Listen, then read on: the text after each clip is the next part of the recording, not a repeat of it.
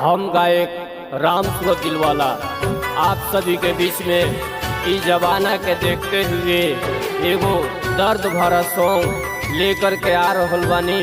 हमरा आशा ना पूरा विश्वास बा कि जवन रउआ पिछला हमरा गाना के प्यार आशीर्वाद देहनी वैसे ही इहो गाना के अपन प्यार आशीर्वाद दिहम। चली आई गाना सुनल जा। हई तोहरा जिंदगी के हम ही जे काटा, हई तोहरा जिंदगी के हम ही जे काटा। तो दुनिया से जात बानी बाए बाए टाटा टाटा। के करा पे भड़क बुयब के मर बुचाटा। के करा पे भड़क बुयब के मर बुचाटा। तो दुनिया से जात बानी बाए बाए टाटा टाटा।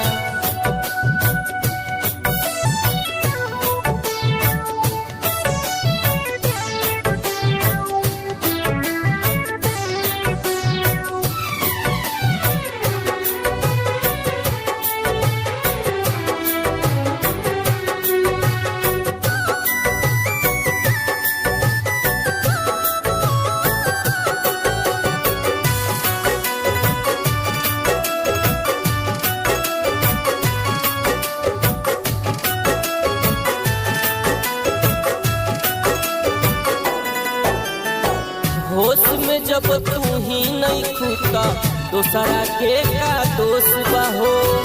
हमारा के जलील करे बस इतने अफसोस बहो।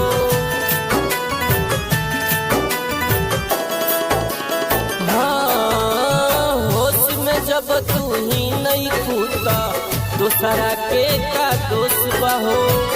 हमारा के जलील करे बस इतने अफसोस बहो। हथबो उठाई तो पकड़ ले लुगाटा। हथबो उठाई तो पकड़ ले लुगाटा। तो दुनिया से जात बानी बाए बाए टाटा टाटा। के करा पे भड़क बुयब के मर बुचाटा। तो दुनिया से जात बानी बाए बाए टाटा टाटा।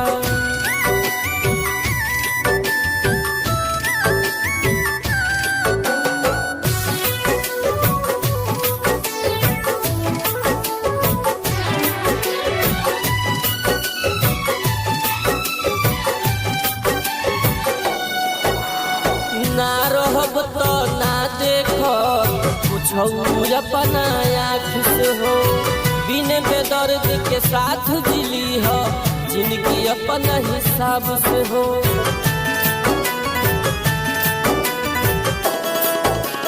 हाँ, ना रहब तो ना देखब कुछौ अपना आँख से हो।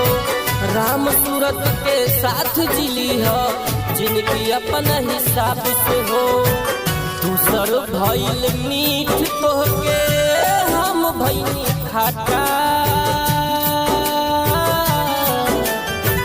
दूसर भइल मीठ तोहके हम भइनी खाटा।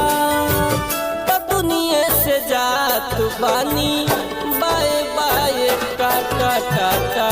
के खरा पे भड़क बुयब के मर बुचाटा। तो दुनिया से जात बानी